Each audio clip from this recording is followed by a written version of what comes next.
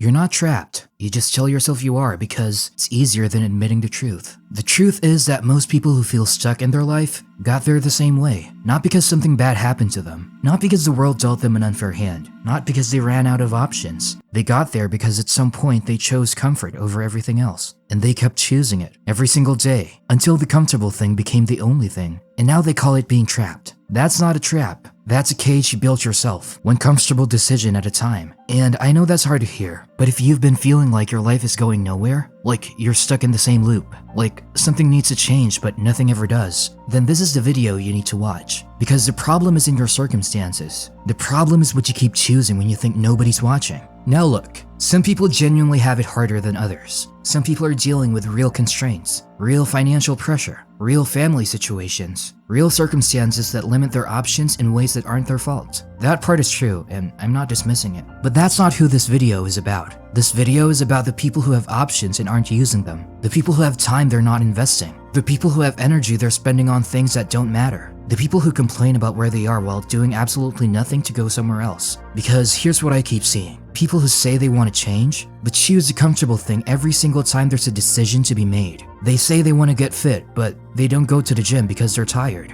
They say they want to build something, but they don't start because they don't know where to begin. They say they want a different life, but they spend every evening doing the exact same thing they did yesterday. That's not being trapped. That's choosing comfort and calling it circumstances. And until you're honest about which one it actually is, nothing is going to change. Here's what nobody talks about when it comes to comfort. It's not just that comfort stops you from growing. It's that comfort actively shrinks you. The more you choose it, the smaller your life gets. And it happens so slowly, you don't even notice until you're years deep in wondering how you got here. Think about how it works. You avoid one uncomfortable conversation, and it gets easier to avoid the next one. You skip the gym once because you're tired and skipping becomes the default. You put off starting the thing for one more week, and one more week becomes one more year. Every time you choose comfort over the thing that requires something from you, the threshold for what feels uncomfortable goes up. Things that should feel normal start feeling scary. Decisions that should be easy start feeling impossible. And then you wonder why your life feels small, why nothing exciting happens, why you feel like you're watching everyone else move while you stand still. You didn't run out of opportunities. You trained yourself to avoid anything that felt hard,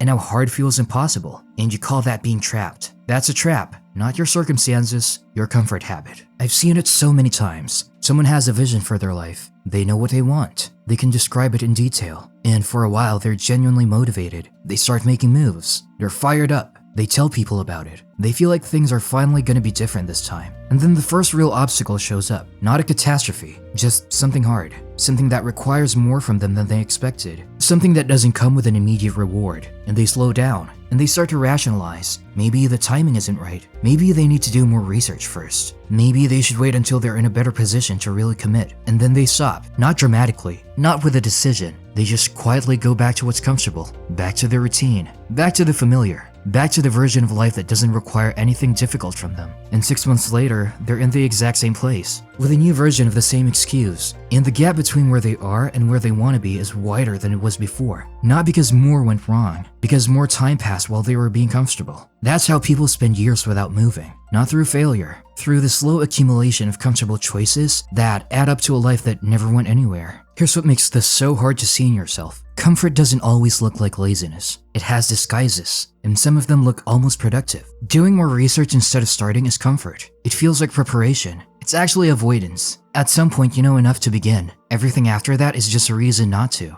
Waiting for the right moment is comfort. The right moment doesn't exist. There's only this moment and whether you use it or not. People who wait for the right moment are still waiting. Staying in the bad job because it pays okay is comfort. Not because leaving is impossible, because leaving is uncertain, and uncertain is uncomfortable. So you trade your time and your potential for the certainty of a paycheck that's just good enough to keep you from making a move. Staying in the city that isn't working for you because you know people there is comfort. Staying in the relationship that's going nowhere because starting over feels hard is comfort. Not reading the book, not having the conversation, not making the call, not sending the email. All of it is comfort, and none of it feels like comfort in the moment. In the moment, it feels reasonable. It feels like you're being smart. It feels like you're just not quite ready yet. But the pattern, which you've been choosing every day for the last year, that tells the real story. And the real story is that you've been choosing the thing that requires less from you every single time. So what is actually going on here? What is the real thing underneath all of this? The real thing is fear, but not the fear people talk about. Not fear of failure. Fear of discomfort. Fear of the feeling of doing something hard when the outcome isn't guaranteed. Fear of being in an uncertain situation where you don't know how it's going to turn out. Fear of the gap between where you are and where you want to be being visible to other people. And that fear is completely understandable, but it's also completely disabling if you let it run the show. Because everything worth having in life is on the other side of discomfort. Every relationship that's real required vulnerability, which is uncomfortable. Every skill that's valuable required a period of being bad at it, which is uncomfortable. Every version of yourself that's better than the current one required you to be honest about what's not working, which is uncomfortable. Comfort is the avoidance of all of that. And people who optimize for comfort, who makes their decisions based on what feels safest and easiest and most familiar, they don't get those things. They get a life that's fine, a life that's manageable, a life that never asks too much from them and gives very little back. And then they call it being trapped. And they look at people who build something and assume they had advantages, better circumstances, better opportunities, better luck.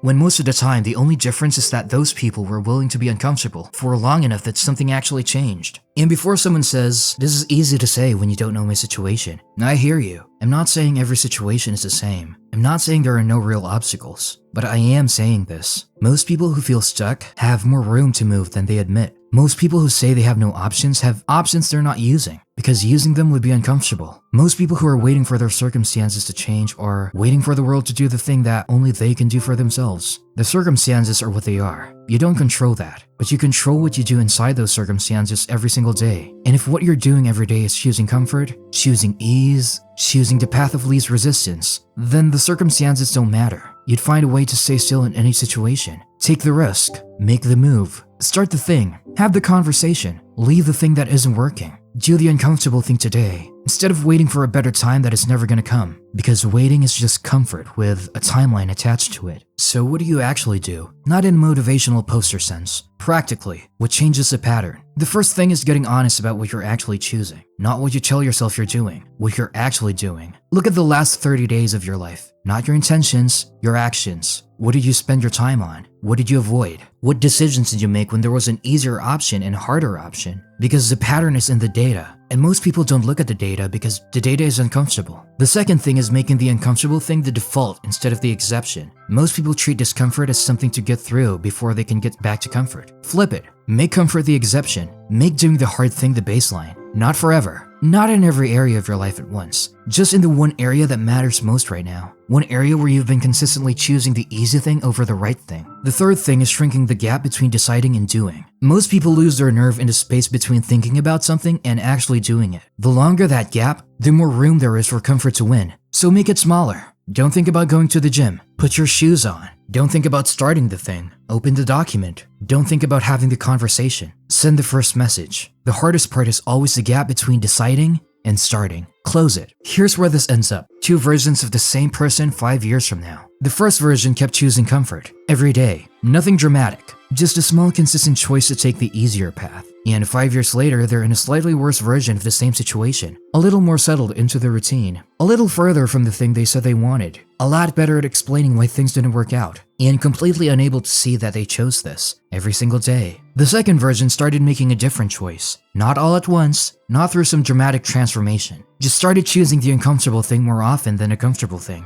Made one move they were scared to make, and survived. And made another one. And the moves got bigger, and the results got real. And 5 years later, they're somewhere completely different. Not because they got lucky, because they stopped waiting for comfort to give them permission. The split isn't talent. It isn't circumstances. It isn't luck. It's just what you keep choosing when you have the option to choose something easier. And here's the part most people will never admit. The reason nothing changes isn't that the opportunities aren't there. It isn't that the circumstances are impossible. It isn't that they don't know what to do. The reason nothing changes is that changing is uncomfortable, and staying the same is comfortable. And every single day they wake up and make the comfortable choice and tell themselves tomorrow will be different. And tomorrow comes and they make the same choice again. And they've been doing this for so long that the comfortable things feels like the only thing. And they call it being trapped. But you're not trapped. You're comfortable. And comfort is a choice. And choices can be changed. The life you say you want is not going to come to you. It's not going to arrive when the circumstances are better, or when you feel ready, or when the timing is right. It's on the other side of a decision you keep not making, a conversation you keep not having, a move you keep not making, a version of yourself that's waiting for you to stop choosing the easy thing long enough to actually become it. So stop calling it a trap. Stop blaming the circumstances. Stop waiting for permission or the right moment or someone to tell you it's okay. You know what needs to change. You've known for a while. The only question is whether you're gonna keep choosing comfort or start choosing something that actually costs you something. Because the only real trap is the one you keep choosing to stay in.